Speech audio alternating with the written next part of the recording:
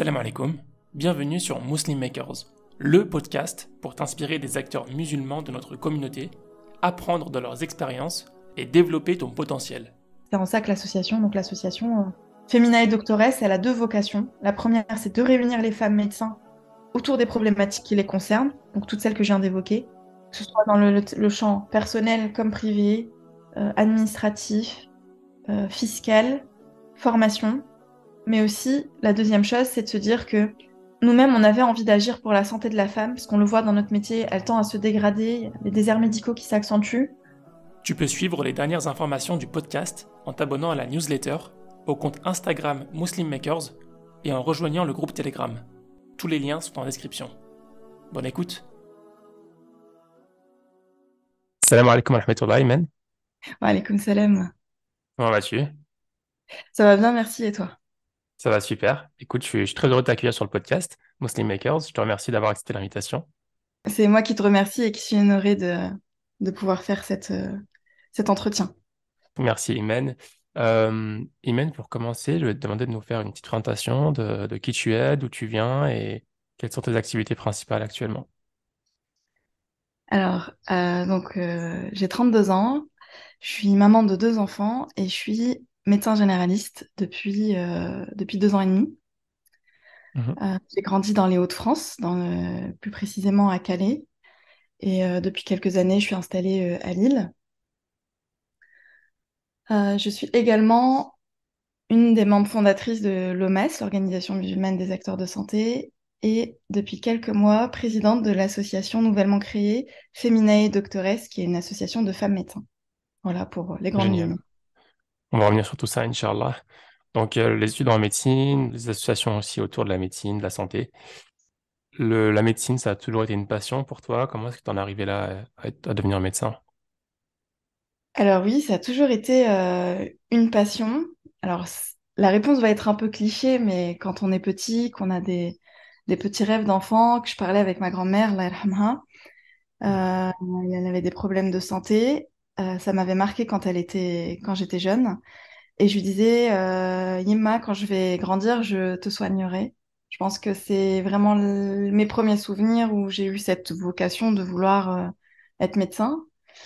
J'ai également eu la chance d'avoir un entourage grâce à mes parents où j'ai côtoyé les amis de mes parents il y en a beaucoup qui sont médecins et j'ai pu voir leur quotidien, une manière d'exercer leur métier qui m'a énormément plu et fascinée même quand j'étais plus jeune. Et je me disais, bah, en fait, c'est totalement ce que je veux faire. Et puis, il m'avait vraiment encouragée dans ce sens en me disant que, il n'y avait pas que les hommes, parce qu'à ce moment-là, c'était que des hommes que je connaissais qui étaient médecins, et qui me disaient, les femmes aussi peuvent Hmm. être docteurs. Et voilà. Et de là, j'ai toujours eu cette idée en fait en tête depuis mon enfance. Ok, ok, très bien. Et les études de médecine, donc j'imagine que tu as eu un parcours assez classique, lycée et puis fac de médecine. Comment se sont déroulées tes études? Alors oui, mon parcours a été classique jusqu'au bac, puis ensuite arrivé au concours de médecine. Là aussi, j'ai eu la chance d'être accompagnée par mes parents à Lille, donc la ville où j'ai fait mes études. Donc ils m'ont soutenue, donc ma famille a vraiment été le premier soutien, mes parents et mes sœurs. Et j'ai eu mon concours la deuxième fois, donc j'ai été confrontée à la première fois de ma vie à un échec, entre guillemets, où j'ai pas eu mon concours du premier coup. Ça a été ma première Le difficulté, je drame? pense. Ouais, ça a été le drame, vraiment. Je m'attendais pas en fait, parce que je l'ai raté en plus à très peu de place. Et, euh, et là, j'ai tout remis en question, mes capacités, mon projet. Et je me suis dit, bon, en fait, je vais me réorienter. Je me suis dit, je vais faire de l'architecture, le truc qui n'a rien à voir. Hmm. Et non, finalement, avec la remise en question et puis l'aide de la famille, quand on se pose, on se dit, non, non, je veux vraiment faire médecin, je vais y arriver, c'est tout. Je ne l'ai pas eu du premier coup. Euh, on va retenter une deuxième fois. Et la deuxième a été la bonne. Alhamdoulilah. Alhamdulillah. Donc jusque-là, ça a été classique finalement. Par contre, par la suite où j'ai eu un schéma moins classique parce que je me suis mariée très jeune. en début de quatrième année de médecine Mhm. et j'ai eu la surprise d'avoir un enfant en quatrième année de médecine. Ah oui, en plus, la quatrième année, c'est l'année où on choisit sa spécialité, ou la cinquième année, je sais plus. Et Non? ben, c'est là où on débute l'externat. Donc, en effet, on commence à préparer le concours de sixième année. Donc, on a 3 ans D'accord. de préparation du concours de sixième année qui détermine à l'issue la spécialité et la ville d'exercice. Ok. C'est là où ça a été plus, on va dire, plus difficile et plus particulier parce que je ne connaissais pas d'autres étudiantes, en tout cas au niveau externe, qui avaient connu la maternité. Donc, ça a été tout un agencement dans mes études. Mais, alhamdoulilah, même si j'ai pris un peu plus de temps, parce que j'ai redoublé 2 fois en tout. Le principal, c'était vraiment de me dire de ne pas perdre l'objectif de vue, que Hmm. peut-être que je n'avais pas emprunté le chemin classique, mais Ouais. c'est pas pour autant que je n'allais pas y arriver ou que c'était pas possible de le faire. Ouais. Ouais.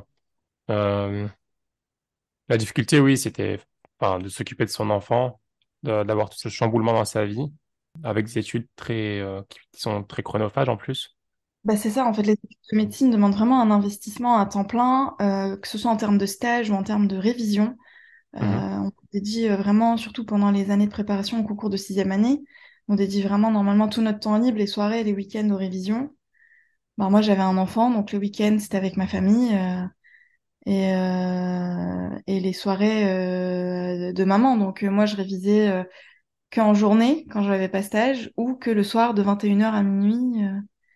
Voilà, il Hmm. fallait repenser l'organisation, mais après, j'ai eu aussi la chance d'être entourée avec des parents à côté qui m'ont énormément aidée, ne serait-ce que à garder mon fils dans les périodes d'examen et à être présent et à ce qu'il ne ressente pas l'absence d'un entourage présent pour lui.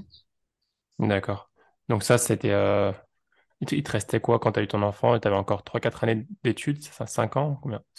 Ouais, ouais, 3 ans d'études, plus ensuite la spécialité de médecine générale, donc 3 ans. Ouais. Donc il me restait encore un bout de chemin, j'avais fait qu'un tiers, on va dire. Ouais, non, c'est pas évident, hein. Et malgré ça, du coup, t'es allé au bout. Où est-ce que tu as trouvé le courage de tout faire, enfin, d'aller au bout de ces études-là et en même temps de pas lâcher, quoi, parce que ouais, je vois ma femme, on a eu un enfant une petite fille d'un peu plus d'1 an. Alhamdoulilah, et je vois le temps que ça prend. C'est pas évident, quoi.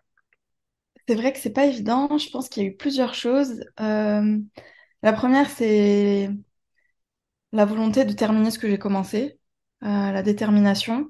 Je pense que c'est une qualité qui m'a été inculquée par mes parents depuis le début. Peu importe ce que tu commences, tu dois le finir. La deuxième, peut-être un peu moins noble, qui est la fierté. J'avais pas envie de donner raison aux gens qui disaient elle s'est mariée trop tôt, elle s'est mariée jeune, elle va arrêter ses études. En plus de ça, elle a eu un enfant, c'est bon, elle va jamais y arriver.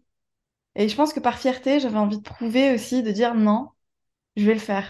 Ok, ça va être difficile. Ok, on va pas forcément croire en moi et même parfois les personnes les plus proches hein, qui sont sceptiques et qui parfois te découragent. Je pense voilà, j'ai toujours essayé de d'écouter cette petite voix intérieure qui me disait non, j'ai envie de le faire. En plus, j'ai envie de faire des grandes choses à ma façon dans ma vie et ça passait notamment par le fait de devenir docteur et dans mon plan intérieur, c'était voilà, c'était non non, je vais jamais, c'est pas un enfant et en fait, les gens le voient comme une difficulté ou un obstacle. Moi, je le voyais comme une force. De me Hmm. dire, cet enfant, justement, m'a appris des choses que je ne connaissais pas de moi-même. Toi-même, tu le dis, en tant que papa, tu vois, tu découvres, tu apprends, on apprend à être parent et par cet apprentissage, on développe des qualités, qui finalement nous forgent à Hmm. réussir les choses les plus compliquées dans la vie. Et, Oui. euh, et voilà, et puis surtout, j'étais bien entourée, donc j'avais certes des personnes qui pouvaient avoir un discours décourageant, mais j'avais aussi des personnes qui croyaient aussi en moi et qui m'ont toujours soutenue, même dans les moments où c'était plus compliqué dans ma vie, où j'avais envie de me dire non, c'est peut-être trop, je vais pas y arriver. À ce moment-là, j'ai eu des moteurs extérieurs qui étaient là pour me dire non, non, tu peux le faire et va au bout. Voilà. Alhamdoulilah. Donc, tu as pu arriver au bout. Tu parlais plutôt de l'OMAS, une association dans laquelle tu étais membre fondatrice. C'était pendant tes études. Oui. Est-ce que tu peux nous parler un petit peu de cette association qui est assez, on va dire, connue chez les étudiants et les étudiantes en médecine et même, enfin, moi, je suis pas étudiant en médecine, mais j'en ai déjà entendu parler. Est-ce que tu peux donner un petit mot d'où ça vient, la genèse? Alors, en fait, mon point de vue personnel, j'ai toujours baigné dans le milieu associatif avec mes parents qui étaient eux-mêmes bénévoles dans différentes associations. Moi, très jeune, après avoir eu le concours, je m'étais engagée au niveau de l'EMF, étudiants musulmans de France au niveau local. Mhm. Et bon, j'ai un peu... je m'y suis pas retrouvée totalement parce que alors c'était cette union en effet par les convictions personnelles, mais pas quelque chose de spécifique par rapport à nos études. Et Mhm. finalement, quand on discutait entre nous, notamment pendant l'externat, donc c'est une partie vraiment compliquée de nos études, pour moi c'était la plus difficile, on discutait entre nous et on n'avait pas ce réseau, ce tissu à la fois professionnel, enfin scolaire, et également dans les convictions. Parce que voilà, en fait, enfin, on se rend compte, en tout cas moi je me suis rendu compte vraiment à la fac, que oui, certes, je suis née en France, j'ai eu une éducation en France, scolaire en France, mais à partir d'un moment, on sent qu'il y a certaines valeurs qui ne rejoignent pas forcément, en tout cas quand je parle de valeurs religieuses et parfois morales, dans la manière de vivre, qui ne rejoignent pas forcément, sans que ce soit quelque chose d'insurmontable, mais dans le quotidien, on a du mal à s'identifier parfois à certains discours. Oui. Et, Par et exemple, donc, tu penses à quoi, par exemple? alors, un exemple très bête, hein, mais par exemple, en médecine, un des liens des étudiants qui les unit dans les études qui sont difficiles, c'est les soirées. Mhm. Les étudiants en médecine sont connus pour avoir des soirées, et en fait, ben, le fait d'être musulmane, voilée, de ne pas boire de l'alcool, de facto, ça t'exclut un peu de ces soirées parce que c'est pas des choses dans lesquelles j'ai grandi ou j'ai envie de moi-même de passer du temps. Sauf que bah, les gens, eux, se voient en cours, mais ensuite tissent des liens dans ces soirées, les week-ends, dans des vacances où nous, on est un peu exclus. Puis finalement, Mhm. nous, on se retrouve à être tout le temps à la fac que pour les cours. On n'a pas vraiment un lien solide avec les autres étudiants, mais on le développe avec les étudiants qui, comme nous, ne vont sont aussi exclus. Et j'aime pas trop ce mot d'exclusion parce que Les marginalisés. mais voilà, oui, on n'est pas vraiment. J'aime pas dire que j'ai été exclue, mais on va dire que plutôt, je ne rentrais pas dans ces loisirs-là. Et justement, donc, on se rassemble finalement, on constitue un groupe qui s'identifie à travers d'autres valeurs. Et ce groupe-là devient solide, uni déjà devant Dieu, entre guillemets, avec des valeurs très fortes, hein. Quand on est croyant, c'est un lien très fort entre nous. Mhm. Surtout dans la difficulté, on sait que voilà, on a les prières auxquelles se raccrocher, les invocations et le sens des difficultés. Tout le monde sait pourquoi on le fait, en tout cas dans Ouais. ce groupe. Et Donc puis bah, voilà, l'OMAS, hein, je sais pas si on l'a dit, mais c'est l'organisation musulmane des acteurs de santé. c'est ça. Et puis ben, on a été un petit groupe d'étudiants à travers la France. On essayait de retrouver une association qui nous représentait, on n'en a pas trouvé. Il y en avait une à Bordeaux d'association de médecins musulmans, mais eux traitaient plutôt des problématiques santé avec l'éthique, par exemple, gestation pour autrui, les fins de vie, les soins palliatifs, etc., qui sont des questions sur lesquelles on doit se pencher en tant que musulman. Mhm. Mais en l'occurrence, c'était pas notre problématique actuelle, qui était celle d'un étudiant qui veut réussir et qui ne trouve personne autour de lui pour s'aider, qui n'avait pas de réseau et qui n'a pas de... Et de là, donc, il y a eu deux personnes qui ont eu l'idée de nationaliser ce groupe, finalement, parce qu'on était plusieurs groupes d'étudiants musulmans en médecine à travers la France. Mhm. Et donc, il y a eu deux personnes, Badreddine, qui est aujourd'hui psychiatre, et Amina, aujourd'hui radiothérapeute, qui ont lancé cette idée de créer l'association. On se connaissait, on a créé un petit groupe WhatsApp, on devait être 8, deux Lillois, d'ailleurs un Lillois qui a donné le nom à l'association, Abdallah, aujourd'hui médecin généraliste. Et puis voilà, on était de Grenoble, on était de Saint-Étienne, de Paris, de Tours, de Lille, Clermont-Ferrand. Voilà, avoir créé ce... Et de là, on a un peu, chacun a mis son réseau dans cette association et chacun a invité son ami. Et en un mois et demi, donc j'étais en cinquième année, c'était en 2015, en un mois et demi, on a réussi à mettre sur, je me souviens, on a commencé par un groupe Facebook, on a réussi à mettre 2000 personnes dans le groupe. Waouh. C'était hyper vaste, hein. C'était des étudiants en médecine, c'était des étudiants en dentaire, sages-femmes, kinés, infirmiers, psychologues. En fait, c'était tous les acteurs de santé. Et le point commun, c'était vraiment notre éthique musulmane. Hmm. Alors à ce moment-là, on s'était posé la question de se dire, est-ce que ça va pas nous être préjudiciable finalement de nous lier par rapport à notre religion? Puis on s'est dit que non, finalement, on n'avait pas ce... On se sent un peu coupable parfois au vu de l'actualité, de se dire, il faut se faire discret. Mais je pense que par rapport à la génération de nos parents, nous, on est nés ici, on a notre spécificité de double culture. Alors là aussi, il y a des questions très vastes hein, sur l'identité, ton français, et ton est-ce qu'on est aussi. Mais on n'a pas voulu rentrer dans ça. On s'est dit que voilà, notre point commun, c'était la foi en Dieu. Et le deuxième point commun, c'était la médecine et la santé et l'amour pour finalement les autres.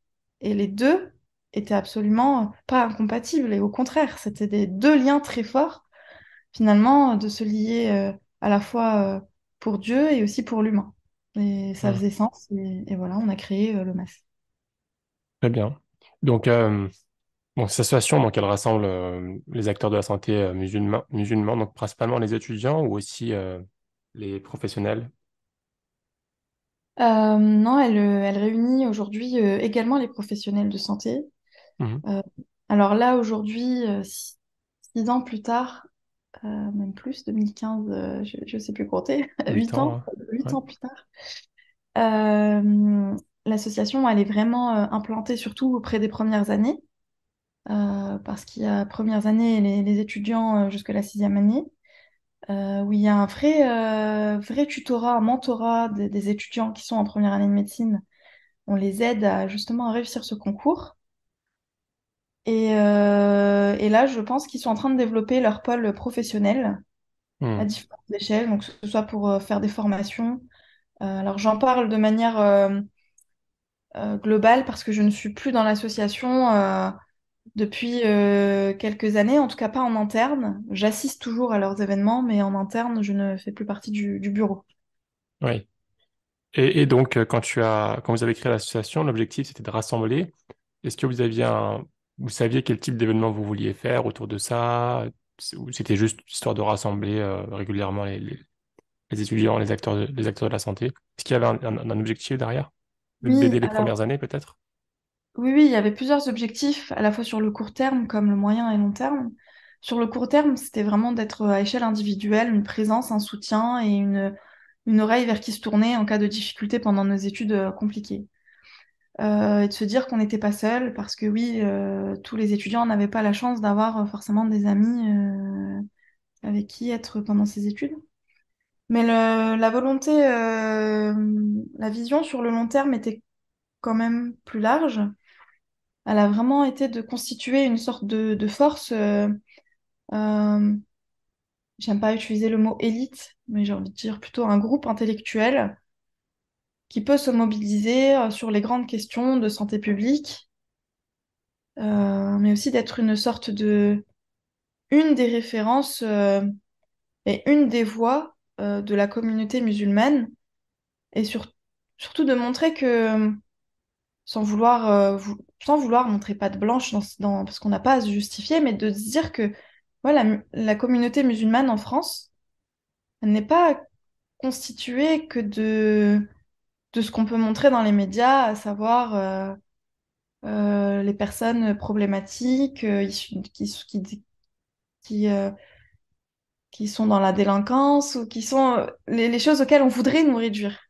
Je ne dis Hmm. pas que ça n'existe pas, on peut l'expliquer de manière sociologique et historique, mais en tout cas qu'il existe aussi, et de plus en plus présente, une communauté musulmane qui est intellectuelle, qui est éduquée, qui est instruite et qui constitue, qu'on le veuille ou non, une des forces économiques et intellectuelles de ce pays, avec lequel on doit composer. qu'on a tout à gagner de travailler ensemble, musulmans et pas musulmans. Et c'était un peu aussi la volonté de l'EMAS de se dire que s'il y avait besoin d'être représenté au niveau gouvernemental, qu'il y avait une institution de docteurs, de dentistes, de médecins euh, qui pouvaient répondre présents, notamment par exemple, je pense à la pandémie Covid, où les acteurs de cette association ont répondu présents dans les hôpitaux, dans les cabinets, pour être volontaires à aider tous les Français, et pas que de confession musulmane. Et c'était vraiment cette volonté-là de dire on s'organise pour créer quelque chose de solide et de grand pour tout le monde. Hmm. Tu l'as dit, l'association a très vite grossi, en tout cas dans le groupe WhatsApp. Enfin, je pense que le groupe WhatsApp, il ne peut pas accueillir des milliers de personnes. Enfin, c'est limité. Je pense que vous deviez avoir un groupe Facebook, quelque chose, pour C'est réunir ça. tout le monde. Ça. Euh, Quels ont été les challenges d'une association qui grossit aussi vite? Alors, le premier challenge, je pense, ça a été de s'accorder sur la vision commune et de définir les priorités de ce fait. Est-ce qu'on accentue plus la base, c'est-à-dire les étudiants, la formation des étudiants? D'abord, on crée notre tissu de bénévoles. Ou est-ce qu'on fédère plutôt ceux qui ont déjà l'argent, à savoir donc les professionnels, pour créer des actions de santé publique auprès des gens qui ont besoin? Et aussi, est-ce qu'il fallait mettre en avant sa religion ou pas? Voilà, ça a été plutôt ces challenges-là, de d'évoluer à la fois, de se mettre d'accord en interne, mais aussi en externe, de réussir à trouver une continuité avec les universités, les milieux professionnels et les actions de santé publique officielles. Donc je pense que ça a été Hmm. le premier challenge. Et de là, il y a eu une direction donc de l'EMAS qui a été plutôt de prioriser la formation des plus jeunes. C'est-à-dire qu'on commence, on peut pas viser euh, tout de suite large, en tout cas au niveau national, mais plutôt d'évoluer en localité avec nos étudiants. Voilà, ça a été vraiment plus la direction qui a été prise. Hmm. Après, voilà, le milieu associatif est assez compliqué dans le sens où comme c'est du temps bénévole, tout le monde ne met pas le même investissement. Et donc le deuxième challenge qu'on peut avoir dans l'association, et je pense que là, c'est pas spécifique à l'OMAS, mais c'est comment garder les gens engagés, comment, comment motiver les gens à s'engager.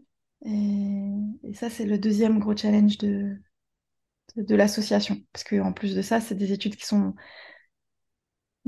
chronophages, et donc il faut réussir justement à les mobiliser dans un temps personnel qui est limité. Hmm.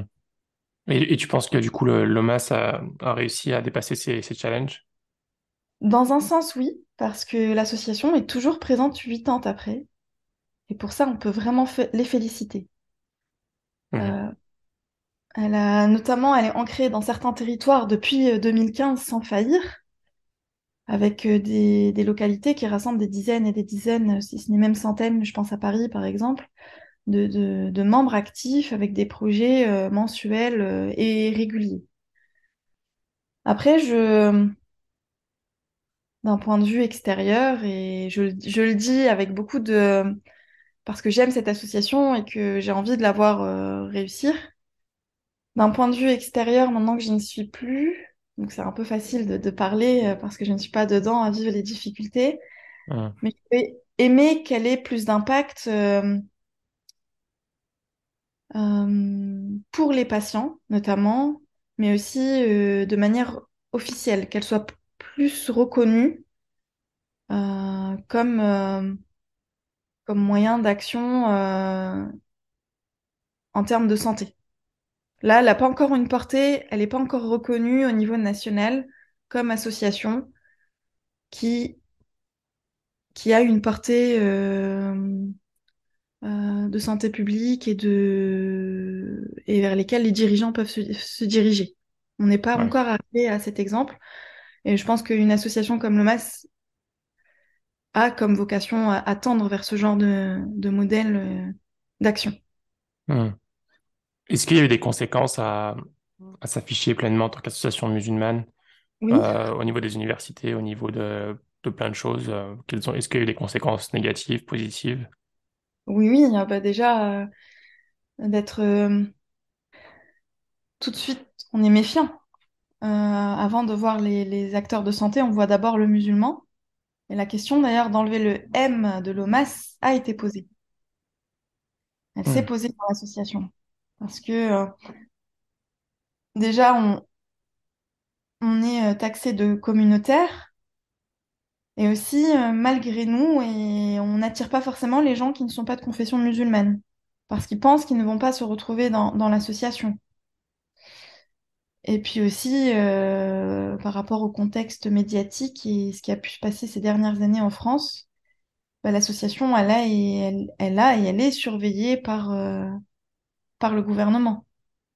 Hmm. Donc, tu as des freins à ce niveau et oui, ça peut porter, je pense, voilà, ça peut donner des difficultés, mais encore une fois, on les a anticipées et on s'y est préparé et on se dit que même si ces difficultés peuvent ralentir, tant qu'elles n'arrêtent pas les actions, elles ne démotivent pas, je pense qu'il faut quand même continuer d'avancer jusqu'à qu'un jour ce soit complètement normalisé. Hmm. Comment vous en êtes arrivé au point de dire que vous assumiez quand même pleinement? Qu'est-ce qui a été dans la discussion? Hein, je ne sais pas si tu en faisais partie, mais Ah bah, c'était euh, tout au début, hein. Alors, ils ouais. ont eu ce débat, après, je n'y étais pas. Bon, en tout cas, le M du musulman est toujours présent, mais en tout cas, moi, j'ai fait partie des personnes qui disaient qu'il fallait s'assumer pleinement en tant que musulman. Parce que je pense qu'il est temps qu'on arrête d'avoir honte d'être musulman. Dans plein de pays du monde, c'est une fierté de l'être, et je ne vois pas pourquoi en France, ça devrait être, on devrait le cacher. Après, moi, j'ai grandi avec un modèle où justement, mes parents m'ont toujours dit qu'il fallait être fier de l'être. Mais c'est parce que j'ai eu la chance d'avoir un père qui était universitaire, qui avait sa place à l'université. Il a été chef de département dans sa ville pendant 9 ans, dans son Hmm. université. Tout en étant président de la mosquée de la ville, il a travaillé avec les autorités locales, les municipalités qui connaissaient mon père. Et donc j'ai grandi avec un... Et ma mère, sage-femme, musulmane voilée, prof d'arabe, et qui était aussi investi avec des associations comme la Croix-Rouge pour aider les réfugiés. À ce moment-là, c'était les réfugiés du Kosovo qui venaient à Sangatte, Calais. Et donc j'ai vu que mes parents, alors que n'étaient pas nés en France et avaient la difficulté de ne pas avoir forcément la culture entre guillemets française, ont réussi à allier le professionnel tout en assumant pleinement leur identité musulmane. J'ai grandi avec des amis de mes parents qui étaient chrétiens catholiques. On allait chez eux. Euh, pour moi, c'était normal d'aller à une garden party avec des parents, avec des collègues à mon père, qui s'appelaient Isabelle, Christian, Dominique, tout en allant à la mosquée euh, pendant Jumu'ah, pendant Ramadan et faire tarawih sans complexe. Et je pense Ouais. que ça a été super important dans mon développement de me dire, ben, mon père, c'est parce qu'il a eu cette chance d'être universitaire et de l'assumer sans qu'on puisse lui dire quoi que ce soit. Mon père avait des collègues qui savaient que mon père jeûnait, qu'il ne buvait pas d'alcool lors des repas de l'université, qu'il devait prier à certaines heures. Et, et voilà. Après, ça a été pas forcément. Là, je vais pas parler à la place de mes parents. Je pense qu'ils ont eu des difficultés, justement. Ça a eu un prix. Mais en tout cas, moi, en tant qu'enfant, j'ai vu que c'était possible et je me suis dit, moi, en tant que médecin, je n'aurais aucune excuse de ne pas assumer non plus cette identité et d'en faire une fierté. Et au final, je pense que ça joue beaucoup dans le mindset de se dire, est-ce que je fais de mon islamité, de ma religion, un obstacle ou une force? Et de venir en se disant, bah non, c'est pas du tout un problème, de même pas en faire une question. Parce qu'au final, même dans mes études, j'arrivais avec mon voile et j'en faisais même pas un problème. C'est je suis imane et je ne suis pas réduite à un voile, je ne suis pas réduite à une religion, je suis imane dans ma globalité, comme tu es Charlotte dans ta globalité. Et je pense que voilà, vraiment aborder les choses comme ça et se l'assumer. Puis on était plusieurs à être comme ça dans l'OMS, à se dire, bah, on est médecin, on est docteur, on a notre place dans cette société, on n'a pas du tout à avoir honte de qui on est et il faut l'assumer. Et justement, ça permettra de normaliser euh, une image de l'islam et des musulmans qu'on n'a pas forcément en France. Hmm. Moi, je trouve que dans les associations comme ça, qui regroupent beaucoup de membres, c'est difficile un peu de réunir on va dire une vision ou un projet quand il y a beaucoup de membres parce que voilà, tu vas avoir un mix de ceux qui s'assument pleinement, alhamdoulilah comme toi, et d'autres qui s'assument un peu moins. Et du coup, ça va être il y a une sorte de bataille un petit peu où chacun doit faire des compromis. Est-ce que tu l'as ressenti comme ça, toi? Oui, oui, il y a eu des moments. Je vais donner un exemple. Euh, Par exemple, quand on organisait des événements, on se demandait est-ce qu'il fallait inclure de manière officielle la prière. Parce qu'on devait écrire pause tout simplement, et puis les gens qui priaient allaient prier, et les gens qui ne priaient pas, même si musulmans, et ça regarde tout à chacun, euh, ça a été des questions qui ont été posées parce que certains disaient que la religion concernait chacun, même si on croyait en Dieu, chacun avait une pratique différente, avait une vision différente et certains l'assumaient pleinement, d'autres moins, d'autres préféraient être discrets à ce sujet pour plusieurs raisons. Et donc, ça a été des questions qui se sont posées, hein. Ouais. Euh, et ça a créé des clivages, ça a créé des débats assez houleux. Maintenant, je pense qu'on n'arrivera jamais à s'entendre pleinement sur une question, surtout sur des questions euh, aussi discriminantes et qui peuvent prêter à polémique, hein. C'est très compliqué. On n'arrive des fois pas à se mettre d'accord avec son propre frère sur cette question. Le truc, c'est d'essayer de trouver des compromis, mais sans compromission sur sa foi, sans se créer non plus une difficulté trop lourde à porter pour d'autres. Et c'est là, Ouais. je pense que chacun doit avoir une certaine intelligence pour déjà se connaître soi et ses limites, et puis également respecter les libertés et les opinions de l'autre. Alors, on peut se dire que dans une association qui réunit des bac+10, c'est facile, on est tous intelligents, mais malheureusement, parfois, c'est compliqué. Hmm. Et j'ai pas de solution aujourd'hui à apporter pour effacer ces différences d'opinion. Ouais. On avance avec enfin, on essaie de faire comme on peut. Ouais. Ah, je comprends. Alhamdoulilah, enfin, il y a quand même eu pas mal de choses qui ont été effectuées, qui sont toujours effectuées. Donc, comme tu l'as dit, en ce sens, c'est un succès. Et on espère que l'association tendra à des ambitions encore plus grandes, Inch'Allah. Euh, si on avance un petit peu, donc quelques années plus tard, enfin, ça fait quelques mois que tu as créé l'association Feminae, c'est ça, hein? Féminin et doctoresse. Feminae Doctoress. Est-ce que tu peux nous parler un petit peu de pourquoi tu as créé cette association, d'où ça vient et qu'est-ce que vous faites?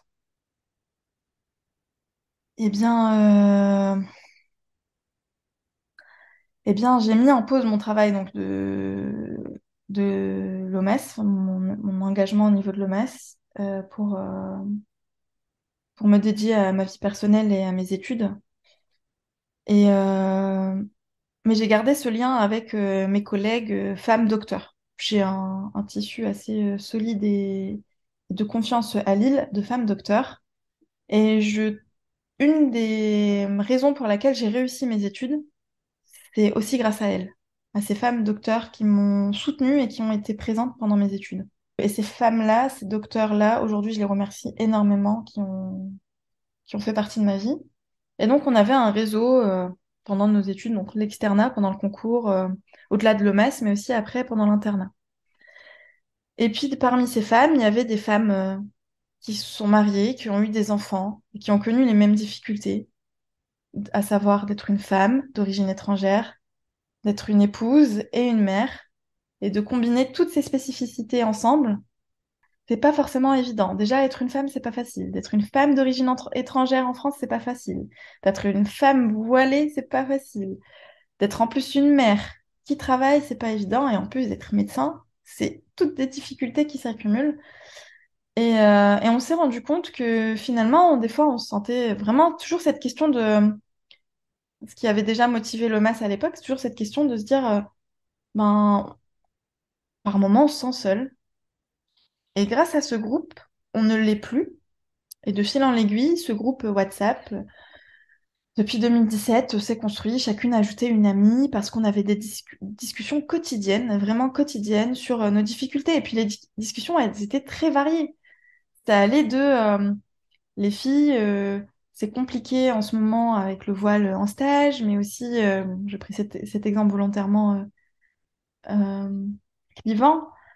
Donc les sujets étaient très variés qu'on pouvait aborder dans ce groupe de femmes médecins, que ce soit sur la question du voile au travail, que ce soit au niveau de la difficulté de faire garder son enfant malade alors que nous-mêmes on devait se présenter dans le service dans lequel on travaillait, de la charge mentale d'une femme médecin, de toute la partie formation.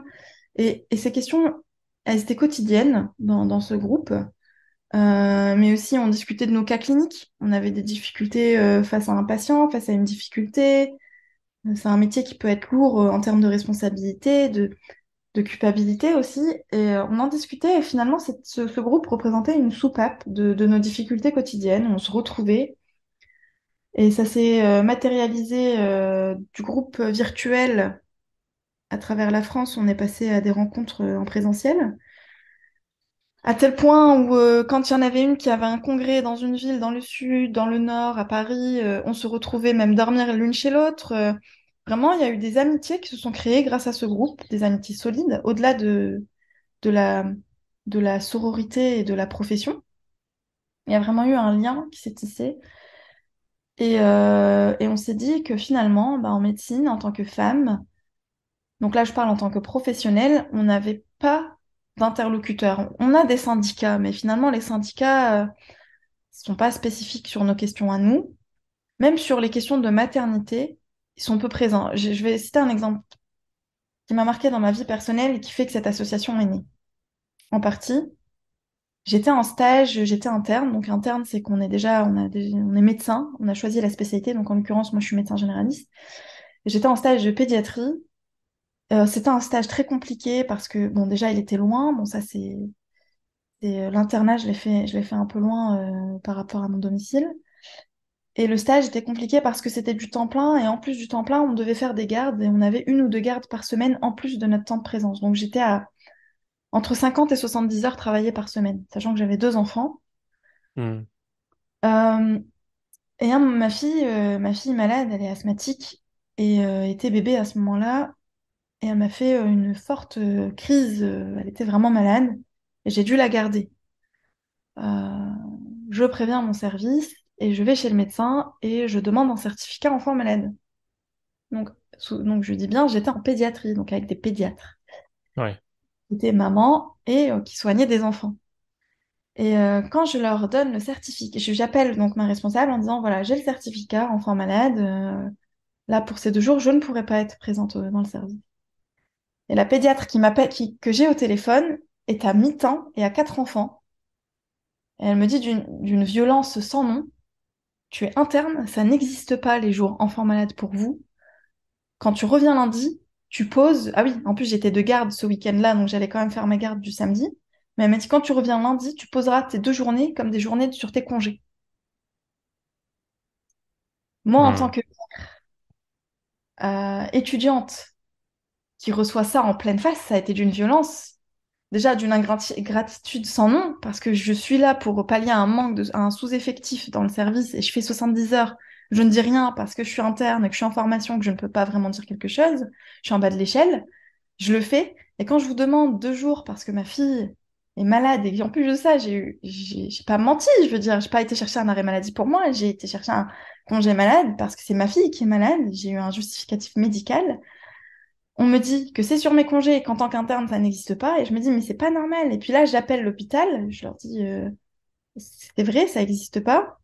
Je mets en difficulté l'hôpital qui ne sait pas me répondre. La direction des affaires médicales me dit, écoutez, c'est la première fois qu'on a ce cas-là. Il faudrait vous renseigner auprès du CHR, du centre hospitalier universitaire dont on dépend. Là, l'avocat du CHR s'est posé sur la question. s'est penché sur la question. Et là, il m'a dit, alors en effet, il n'y a rien. Nous, les internes, on dépend du Code de santé publique. Et en effet, il y a un flou juridique à ce niveau. Alors du coup, comme il y a un flou juridique, ce qui rentre en vigueur, c'est le statut de salarié d'entreprise, donc en l'occurrence de l'entreprise du centre hospitalier dans lequel je dépends. Et tout salarié, à ce moment-là, en tout cas, avait 3 jours d'enfants malades dans l'année. Donc Hmm. j'ai eu le droit, mais comme c'était une question qui ne se posait pas à l'époque, quand on est interne, mère, on serre les dents. En fait, c'est limite, on nous reprochait cette maternité. Moi, le nombre de mes amis à qui on a refusé, pas, refusé des postes ou qui prenaient des postes d'assistante en médecine et on leur disait, est-ce que vous comptez tomber enceinte dans les 2 prochaines années? Ça, c'est réel, c'est des difficultés qu'on a vécues en tant que femme médecin. Euh, le nombre de personnes qui disaient, ah non, toi, t'arrives en stage et puis t'es mère, ah non, mais toi, tu vas nous embêter avec tes congés parce que tu vas vouloir prendre les vacances scolaires, tu vas avoir tes horaires hyper précises, tu vas devoir partir plus tôt pour la nounou. C'est limite, on est en train de mentir sur notre rôle de mère. Genre, on n'a pas le droit de. On doit faire le travail comme tout le monde et on l'a fait comme tout le monde. Ouais. Mais d'emblée, ça crée des fissures dans l'ambiance de travail avec les collègues, avec la hiérarchie, parce qu'on est mère et parce qu'on n'aurait pas dû en fait l'être. Fallait attendre plus tard, quand on sera installé, et pas entre 25 et 30 ans. C'est quelque chose qu'on qu'on ne vit même pas pleinement. Euh, un autre exemple aussi qui m'a marqué dans mes études, mais c'est que j'étais enceinte de ma fille pendant le stage d'internat aux urgences, et je vais m'arrêter sur cet exemple. Et ben là aussi, j'ai fait mes gardes jusque 30 semaines, jusque 7 mois et demi. Et là aussi, c'était hyper violent parce que on m'a dit déjà que je serais la dernière à prendre mes congés parce que de toute façon, j'allais forcément poser un arrêt congé maternité avant. Et donc, il fallait retarder mes congés le plus possible parce que comme ça, il n'y aurait pas d'impact. Donc, je me souviens que de novembre à mai, j'avais eu qu'une semaine en février alors que j'enchaînais 12 gardes de 24 heures à 2 heures de chez moi, enceinte. Hmm. Il n'y a pas de. Alors, bah voilà, en tant qu'étudiant, on a envie de valider son stage, on n'a pas envie d'avoir un traitement de faveur, on est là pour se former, donc on se forme. Mais il n'y a pas de solidarité ou de se dire, en fait, c'est chacun pour soi et t'as voulu être enceinte, c'est ton problème, tu te débrouilles, t'as pas à nous l'imposer. C'est vrai, j'ai pas à l'imposer à mes collègues, mais il n'y a pas cette solidarité de se dire, bah quand même, elle est enceinte, elle fait des gardes, elle dort pas de la nuit, elle rentre chez elle après, elle a 2 heures de route, elle a pas dormi. Elle en fait 10 comme ça dans le mois.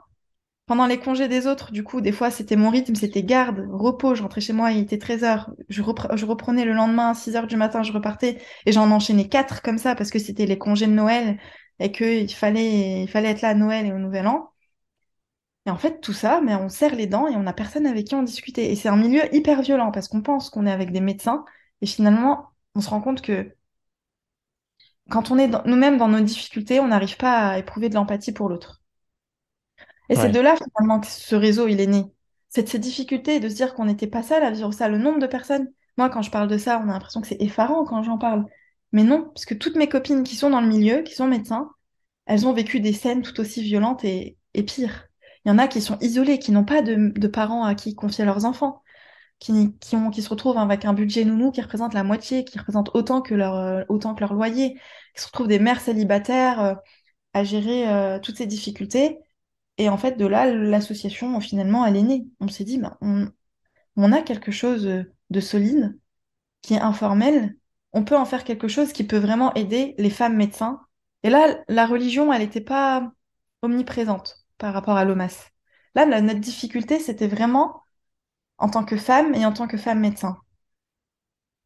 Ouais. Et ces spécificités, elles sont très larges, hein. Une femme sur deux est médecin maintenant en France. Un métier qui se féminise. Et la deuxième chose, c'est la maternité. Les gens, je pense qu'il y a eu une prise de conscience avec notre génération, et ce qu'on peut reprocher à la génération de médecins, on le voit dans les débats publics actuellement, c'est que les médecins ne veulent plus se sacrifier pour leur métier. On voit que les médecins pensent un peu plus à leur vie personnelle, notamment en Ouais. prenant plus de congés, en terminant plus tôt, en prenant plus de jours dans la semaine pour gérer les enfants, ce qui n'existait pas avant. Un médecin était vraiment au chevet du malade. On les a vus, hein, nos collègues plus vieux et plus âgés se dévouer totalement pour les patients, et ce qui est tout à leur honneur. Et nous, on les admire, ces gens-là. Je pense que notre génération a pris conscience du sacrifice que ça demandait. Et peut-être qu'on était plus prêt à le faire, en tout cas de manière moindre, même si, parce qu'au final, on trouve qu'on sacrifie quand même beaucoup de choses pour notre métier. Mais on va dire on le fait quand même de manière vraiment moindre par rapport aux générations d'avant. Et ça, c'est des choses dont on doit parler entre nous. Et c'est en ça que l'association Feminae Doctores, elle a deux vocations. La première, c'est de réunir les femmes médecins autour des problématiques qui les concernent, donc toutes celles que je viens d'évoquer, que ce soit dans le champ personnel comme privé, administratif, fiscal, formation. Mais aussi, la deuxième chose, c'est de se dire que nous-mêmes, on avait envie d'agir pour la santé de la femme, parce qu'on le voit dans notre métier, elle tend à se dégrader, il y a les déserts médicaux qui s'accentuent, les inégalités sanitaires et sociales qui s'accentuent également, avec des personnes qui ont de moins en moins accès à des soins de qualité, que ce soit à cause de la distance géographique ou à cause de la difficulté financière d'accéder à des soins de qualité. Et c'est en ça que nous, en tant que femmes médecins, on a envie d'apporter aussi nos compétences, notre expertise, parce qu'on est dans ce groupe, on est des cardiologues, des anesthésistes, des pneumologues, des gynécos, des psychiatres, des médecins généralistes, des chirurgiennes, euh, qui ont envie de faire de leur métier aussi une cause d'action pour l'humain et pour l'autre, et notamment la femme. Oui. Merci pour ce partage, hein, très touchant, ton expérience dans le milieu médical. Euh, c'est vrai que, enfin, moi, ça me rappelle aussi le milieu chez les avocats. Il y a quelques métiers encore comme ça qui sont très ingrats, surtout pendant les études et en début de carrière. Euh, Chez les avocats, c'est parfois pareil dans le monde des affaires, notamment, par exemple, où bah, ma femme était avocate, donc elle a pu vivre en partie dans cet environnement-là, même si elle l'a quitté depuis. Très chronophage, très ingrat, où on nous prend de haut et on nous demande de faire les tâches ingrates et où les heures de travail sont très très longues. On travaille très tard le soir, le week-end, etc. Il y a quelques métiers comme ça, il y en a de moins en moins, j'ai l'impression quand même, mais c'est vrai que la question se pose, est-ce qu'on a envie de faire ce genre de sacrifice? La vie est si courte, la vie sur Terre est une épreuve et on a envie de passer notre temps sur des choses qui sont, on va dire, qui sont peut-être plus, qui sont plus fulfilling, je cherche le mot en français. Oui, qui Euh, donne sens à notre vie et pas voilà, de se dire qu'on a tout dédié au travail, totalement. exactement, exactement. Donc, c'est vrai que là, on a eu beaucoup cette discussion avec ma femme très longtemps, c'est est-ce que vraiment ça vaut le coup? Est-ce que ça vaut le sacrifice? Est-ce que ce qu'on fait pour aider les gens, ou encore dans le milieu musical, tu aides encore plus les gens, mais est-ce que ça vaut vraiment le coup? Est-ce que tu as eu ces réflexions, toi? Est-ce que tu t'es dit, peut-être que tout ce que j'ai fait, si j'avais su avant, peut-être que j'aurais pas mis ce sacrifice-là, et j'aurais peut-être fait quelque chose de peut-être de moins chronophage ou voilà, quelque chose de différent. C'est une très bonne question que je me pose ben, encore souvent. Mais plus dans les moments difficiles, forcément. Parce que je trouve que là, bon, j'ai 32 ans. J'ai terminé mes études il y a 2 ans. J'ai j'ai sacrifié finalement ma jeunesse, hein, de mes 18 à mes 30 ans. Euh, des fois, je me dis que vu l'ingratitude et le manque de reconnaissance, c'est dans mes moments faibles, je me dis ça. Je me dis peut-être ça ne valait pas le coup. Euh, Alors peut-être que ma fille, je l'ai un peu plus vue grandir que mon fils parce que j'étais à ce moment-là interne. Et mon fils vraiment étudiante, je me dis bah personne me rendra les années qui sont passées avec mon fils. Mais après, notamment pendant le Covid, je me dis que mon métier, ça a été quand même c'est un métier, c'est un des rares métiers qui font sens dans les moments compliqués de cette vie. Et même s'il y a des exemples d'ingratitude au quotidien, on a quand même énormément d'exemples où on voit qu'on apporte des choses immenses aux patients. Et je pense que un patient qui te dit merci, docteur, d'être là, qui revient quelques mois plus tard, qui me dit merci d'avoir été là pour moi pendant cette période, ou merci d'avoir fait le diagnostic, vous m'avez sauvé. Je pense que ça, c'est des choses qui n'ont pas de prix, qui font qu'on ne pourra jamais regretter ce sacrifice. Oui, Et même en termes de de croyance. En fait, je peux pas regretter. Je me dis, Rabbi, il a voulu que je sois là. Il m'a donné, au contraire, je dois le prendre comme un cadeau. Il m'a donné la capacité et la chance de pouvoir avoir accès à ce métier et d'aider les autres. Je veux dire, je gagne de l'argent par un métier où j'aide les gens. Il n'y a pas beaucoup de métiers où on peut dire ça. Ça veut dire Hmm. que je peux mettre une double intention, à la fois de gagner ma vie, mais aussi d'être là pour les autres. Et je peux pas être ingrate moi-même à mon tour envers Dieu et de me dire non, je regrette d'avoir fait. Non, non, non, je regretterai jamais ce métier et je trouve qu'il m'a apporté énormément de choses. Même si ça a été difficile, finalement, les difficultés n'ont fait qu'augmenter ma résilience et mes propres forces personnelles. Donc oui, même si c'est dur, je regretterai jamais. C'est, c'était mon destin d'être médecin et c'est à nous aussi d'embrasser la profession. Et Hmm. c'est normal que ça vienne avec des challenges. C'est la Et vie ça, qui est comme et ça. ça reste une vocation pour toi. Oui, oui, oui, je pense qu'on peut Ouais, tenir qu'avec la vocation dans ce métier, hein. Sinon, ouais, sinon on s'épuise et ouais, on ne tient pas sur la durée. L'argent ne fait pas tenir dans ce métier. ouais. C'est, c'est vraiment la vocation et le fait de trouver un sens à ce qu'on fait qui nous fait tenir. Et d'ailleurs, quand on a une perte de sens dans ce métier, on a un burn-out, hein. Énormément de médecins quand ils ne trouvent plus sens, ils s'épuisent et ils s'arrêtent et voire ils refont des reconversions personnelles, hein. C'est très compliqué de tenir quand on perd le sens dans ce métier. Hmm. Très bien. Imen, on arrive bientôt à la fin de l'interview. Il me reste quelques questions de fin, mais avant ça, est-ce que il y a un sujet qu'on n'a pas évoqué, que tu penses qu'on aurait dû évoquer, une question que tu aurais aimé que je te pose ou un sujet? Non, je pense pas à quelque chose de particulier. Euh,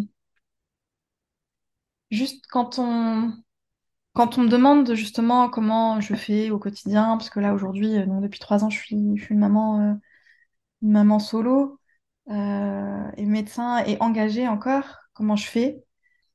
J'aime- On me pose souvent cette question et c'est pour ça que je voudrais le rappeler dans ces choses. Hmm. Déjà, je pense que déjà de une, je suis pas unique. Et ça que j'aime bien rappeler, c'est que il existe de plus en plus d'exemples autour de nous qui font que rappeler que mon expérience n'est pas issue d'une chance ou il faut y croire, je pense, pour y arriver. Et la première chose, c'est d'y croire.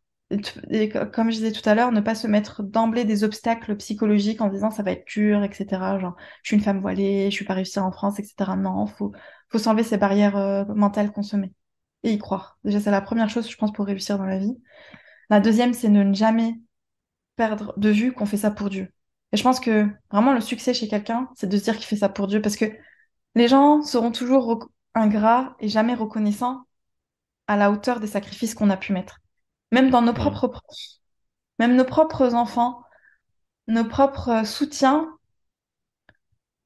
ne verront jamais les difficultés qu'on vit au quotidien, jamais pleinement.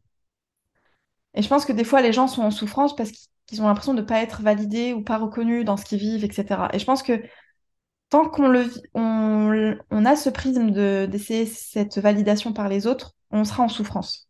Il faut vraiment se dire qu'il y a des choses, malheureusement, il n'y a que Dieu qui saura mesurer pleinement euh, la difficulté de la tâche, mais aussi nous-mêmes se dire on fait ça pour Rabbi en fait, qu'il y a un réel que je fais et que je ne récupérerai jamais dans cette dunya, c'est vraiment pour Dieu. C'est la deuxième chose qui sert à, entre guillemets, alléger ses épaules du poids de cette vie.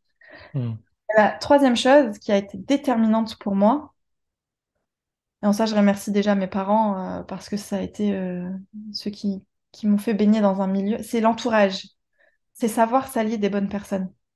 Et moi, j'ai vraiment eu la chance depuis ma jeunesse d'être entourée par un tissu d'humains et de personnes hyper inspirants et hyper qualitatifs.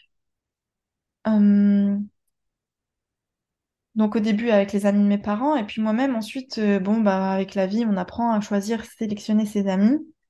Et j'ai vraiment la chance de dire que depuis une dizaine d'années, je suis entourée avec des personnes qui m'inspirent. En fait, moi, je suis pas celle qui inspire, je suis vraiment entourée de personnes qui m'inspirent.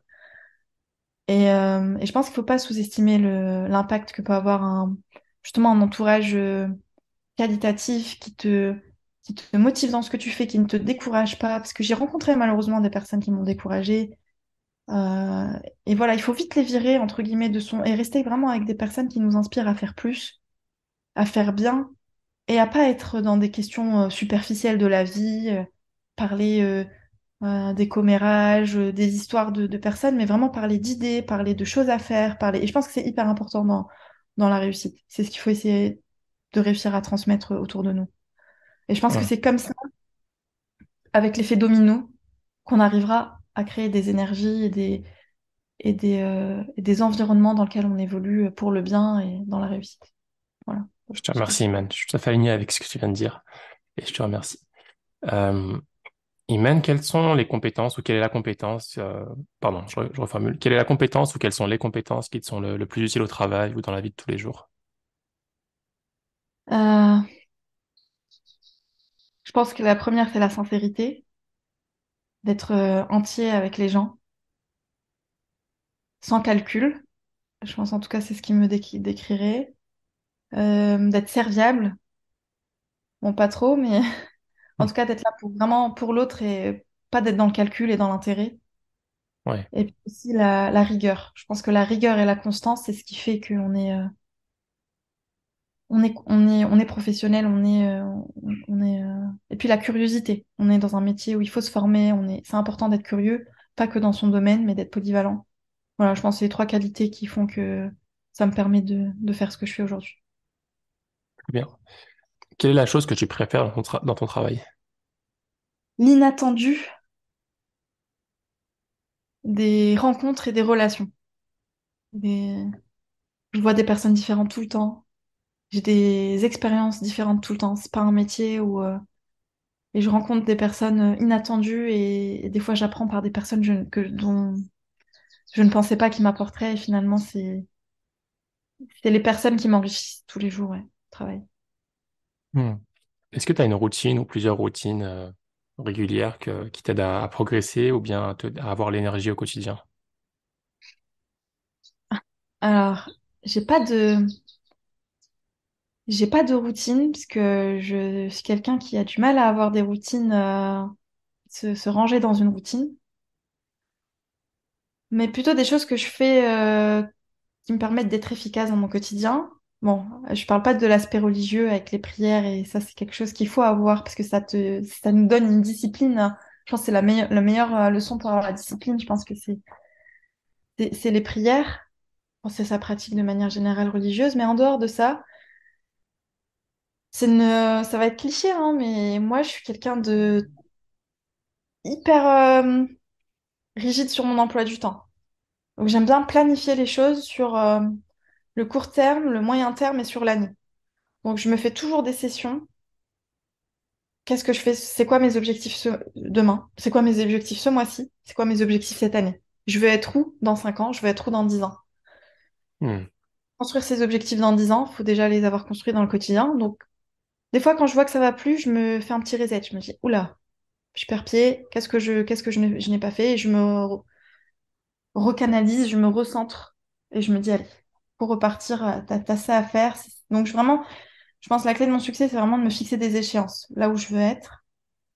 Et la deuxième, c'est que je m'oublie pas. Je m'accorde énormément de moments dans mes routines quotidiennes. Il y a un moment pour moi. Parce Hmm. que les périodes où j'ai été le moins efficace dans ma vie, où j'ai été le plus moralement, ça a été le moins, c'est là où je me suis le plus oubliée à tous les niveaux. Ouais, Et ça, c'est hyper ouais. important. C'est ce que je dis toujours aux mères, c'est prévoyez toujours dans votre agenda un moment où vous êtes vous-même en tête à tête avec vous, sans réseau, sans personne extérieure. Vraiment, faites quelque chose que vous aimez. Ça peut passer par plein de choses. De la lecture, du sport, un moment au spa, de la... du voyage, un voyage. Mais vraiment, c'est ces moments où il faut pas s'oublier et où on se recentre. Et... Je fais Ouais, ça comment, toi, de manière hebdomadaire ou tous les jours? oui, moi, on va dire que depuis que je suis maman solo, j'ai réajusté mes routines personnelles. Je vais dire que tous les 15 jours, j'ai un week-end où j'ai pas les enfants et c'est mon week-end. Hmm. Et je sais que même si c'est dur entre les week-ends, j'ai ce week-end-là pour me recentrer. Après, ben, en tant que parent, je pense que ça, tous les parents, c'est comme ça. Le soir, quand les enfants sont enfin au lit, on a ce petit moment off où, entre 21 h et minuit, c'est temps calme pour nous. On peut s'atteler soit à nos tâches quotidiennes qu'on n'a pas eu le temps de faire, ou des moments justement de repos. Hmm.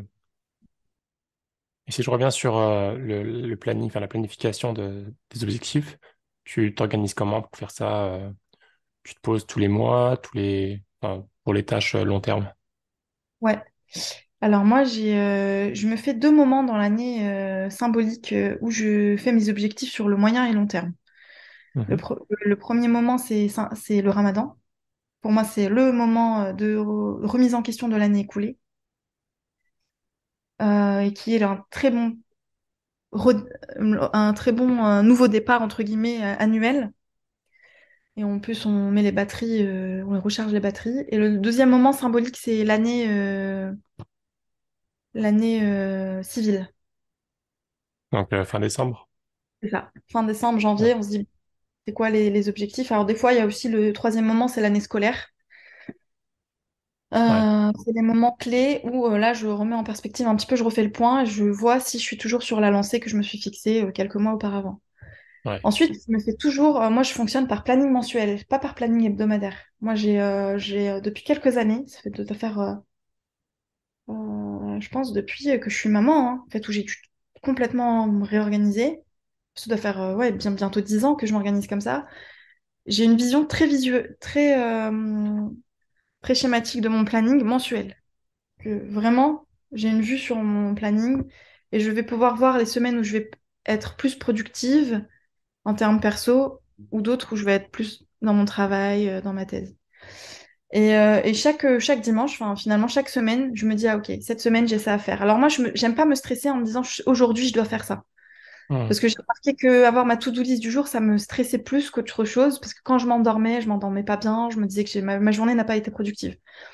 Je préfère me donner une souplesse et en me disant que je fais les choses dans la semaine. Juste le dimanche, quand ma semaine est terminée, j'ai fait les objectifs. Peu importe que ça a été le mardi, le jeudi, le truc, parce qu'en plus, ça laisse en plus de place à l'imprévu. Des fois, tu peux pas tout contrôler. Donc, je fonctionne vraiment comme ça, par objectif semaine et par vision mensuelle. Ok. Ça me va Bon, bien. Après, voilà, je intéressant. sais pas que c'est la solution miracle. Ça Ouais. peut, je vois d'autres personnes qui sont très productives, qui fonctionnent d'autres manières. En Ouais. tout cas, pour moi, dans mon organisation quotidienne, ça marche plutôt bien. Non, je suis impressionné. Ouais, c'est pas évident. J'essaie de me mettre des objectifs comme ça aussi. Moi, je suis un peu moins organisé que toi, mais j'essaye quand même. J'ai mes objectifs quotidiens. J'essaie de me mettre pas plus que trois, quatre tâches dans la journée. Euh, et pareil, annuel. Donc, enfin, j'en ai deux annuellement. Moi, je les place plutôt fin décembre et fin juin, tous les 6 mois, et j'en fais aussi un pendant la fin du Ramadan. Euh, ouais, c'est vrai que c'est hyper utile, hein. C'est hyper utile pour, comment dire, j'allais dire mesurer un peu les progrès, si on avance, parce que des fois, on a la tête dans le guidon et on sait pas où on va. On se rend pas, ça va tellement vite. Donc, se mettre des objectifs. Après, les objectifs, tu les places en catégorie ou tu as juste des objectifs Oui, globaux? oui, oui, moi je suis un peu psychoïde. Moi je les Ouais, classe toujours par catégorie. Objectif éducation, par exemple, pour mes enfants. Objectif ouais. santé, objectif professionnel, objectif religieux, personnel et associatif. Enfin, je les regroupe vraiment par thème. Je me Ouais, mets des pareil. agendas différents. Il y a des choses qui sont prioritaires. Je sais pas, mon rôle de mère, c'est prioritaire. Peu importe ce que je fais dans ma vie, mes enfants sont là et c'est ma priorité. Ma santé aussi. Avant, je la mettais pas en priorité. Donc pendant quelques années, ma santé, c'était pas ma priorité. Et on se rend compte que on fait une grave erreur. Donc pareil, en fait, il y a des choses sur lesquelles on doit prioriser. La santé, la religion. On peut pas Ouais, dire d'abord je fais mes engagements professionnels, associatifs, et après je verrai comment ajuster ma prière ou ajuster mes objectifs religieux. Non. C'est d'abord, voilà, on case les priorités et après on essaie d'agencer le reste. Après, moi, je pense qu'il y a aussi un truc qui m'a, ça c'est avec le temps qu'on l'apprend. Je culpabilisais beaucoup avant de pas réussir mes objectifs, de pas être aussi opérationnel que je le voulais, que mes objectifs, etc. Faut aussi apprendre à être avoir de la rahma envers soi-même, je pense. Et à pas Hmm. être dans l'autoflagellation, ou à se comparer, à dire l'autre a réussi, etc. Chacun avance à son propre rythme. Et nous-mêmes, dans notre propre rythme, on a des moments dans notre vie où on va être plus productif et d'autres où on va être complètement ralenti. Moi, il y a des moments où j'ai rien fait pendant un an. Et je me disais, c'est tout. C'était un moment où peut-être qu'il fallait que je sois présente que pour moi et que pour ma santé.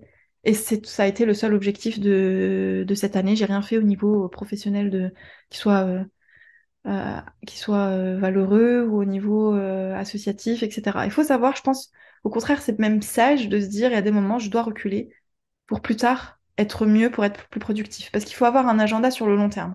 Peut-être qu'aujourd'hui, je suis pas productive, mais cette phase-là que je suis en train de traverser, elle me permet de mieux préparer les choses dans 5 ans, ou parce que ce travail, je l'ai déjà fait. Ça y est, ça c'est bon, c'est derrière moi. Je l'ai fait et c'est inclus dans ma routine. C'est plus un effort que je fais. Je pense que voilà, c'est important de se Ouais, dire ces choses. ouais.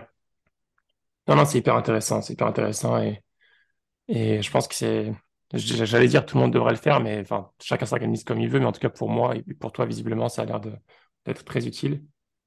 C'est vrai qu'il faut essayer de trouver ce juste milieu entre quelque chose qui n'est pas non plus trop simple, c'est-à-dire on se repose sur ses lauriers, et quelque chose qui n'est pas non plus inatteignable, donc entre la zone grise, entre les deux, qui nous challenge un petit peu, mais pas trop non plus. Euh, ouais, moi, ce que j'essaie de me dire, c'est, bon, c'est assez hardcore, hein.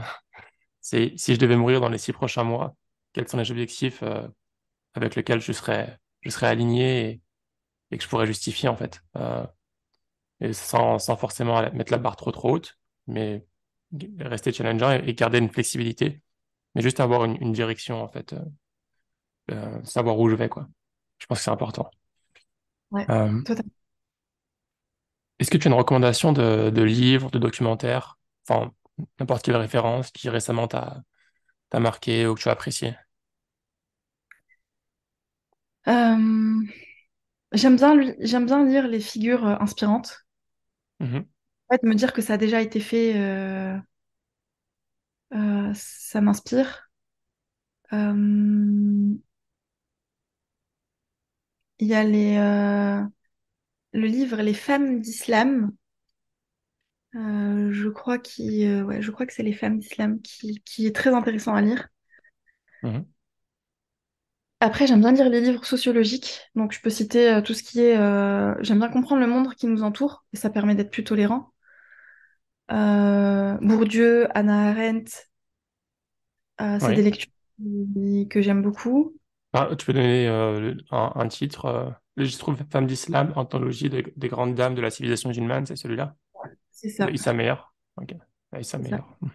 Bourdieu, sociologie, donc Alors, tu penses à quoi? ben, Bourdieu, j'ai lu La reproduction, Les héritiers, qui est vraiment pas mal. Et la domination masculine un peu moins, mais qui sont vraiment pas mal. Je trouve que c'est des notions qu'en fait on comprend pas forcément. Et je pense qu'en tant que minorité en France, on a tout à gagner à comprendre un petit peu les rapports de force qui se jouent quand on les comprend de manière sociologique, structurelle, et ça permet d'être un peu plus apaisé, je trouve, dans le monde qui nous entoure. Après, il y a aussi des sociologues plus comme Malek Benabi, je pense par exemple le problème des idées dans le monde musulman, très Ouais. intéressant. De manière générale, les lectures de Malek Benabi, Qutb aussi, permettent de mieux comprendre le monde musulman dans lequel on évolue. Et après, sinon, à titre personnel, j'aime beaucoup, elle m'a beaucoup apporté dans ma vie perso, c'est Yasmine Moujahid, Yasmine Ouais. Mogahed, Renoue avec ton cœur et ses interventions. Donc le livre Renoue avec ton cœur, et de manière générale, toutes ses interventions, parce que c'est une personne assez brillante, donc il y a un docteur en psychologie de notre monde contemporain, qui est une femme musulmane qui a évolué dans un monde occidental et justement qui sait allier avec perfection cette juste mesure, je trouve, dans le rapport qu'on a au divin, mais aussi à la dunya, et qui nous remet en perspective les choses dans ce qu'on peut vivre. Moi, elle m'a beaucoup aidée dans les moments difficiles de ma vie. Après, Ouais. je vais pas citer, hein, mais évidemment, bien sûr, je pense que le meilleur livre qu'on peut avoir, c'est le Coran et la Sira du prophète. Je pense que ce sont les deux meilleures recommandations qu'on peut faire à quelqu'un de manière générale. Mhm. Est-ce que tu as une sira préférée? Oui, oui. Moi, c'est le Nectar cacheté. C'est celle que j'ai le plus appréciée. Alors au début, elle est un peu technique parce que ça reprend toute la partie historique, généalogique des tribus. pour poser Mhm. un petit peu le cadre dans lequel le prophète alayhi salatu wassalam est venu. C'est- Mais elle est très complète et j'ai bien aimé. Il y a aussi celle de Tariq Ramadan qui est pas mal.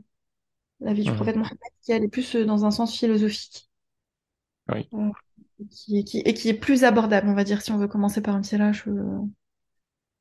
oui. Barakallahu fik, Iman. Enfin, dernière question, si un auditeur ou une auditrice souhaite suivre ton travail ou te contacter s'il a une question, est-ce que c'est possible et comment? Oui, c'est possible. Là où je suis le plus active, c'est Instagram. Donc, au nom de Docteur Iman sans E. Mhm.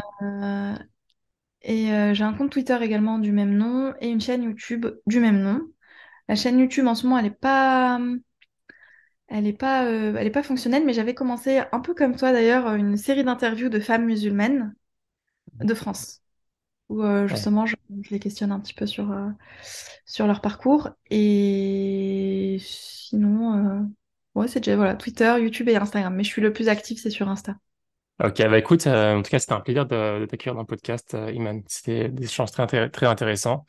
Euh, tu as l'air d'être très impliqué, te remettre en question assez souvent et d'essayer de trouver des solutions pour les problèmes que tu vois. Et je te félicite pour ça et je demande à Dieu qu'il te mette la baraka, qu'il te facilite dans tes projets.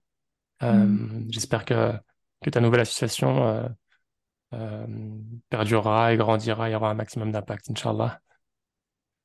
Eh ben, merci beaucoup. C'est moi qui te remercie énormément de me donner cette chance de pouvoir transmettre des choses qui me sont chères. Et je te remercie pour l'initiative dont tu es porteur qui, je trouve, très salutaire et on a besoin d'avoir des exemples dans notre quotidien. Et pour ça, merci beaucoup. Je te remercie, Iman. Je te dis à bientôt, Inch'Allah, et je te souhaite une Merci. très belle journée. Salam alaikum. Salam alaikum. Si cet épisode t'a plu, je te propose de le partager à 3 personnes de ton entourage, à noter le podcast 5 étoiles sur Apple Podcast et à invoquer Dieu pour qu'Allah mette la baraka dans cette initiative. À bientôt, Inch'Allah. Salam alaikum.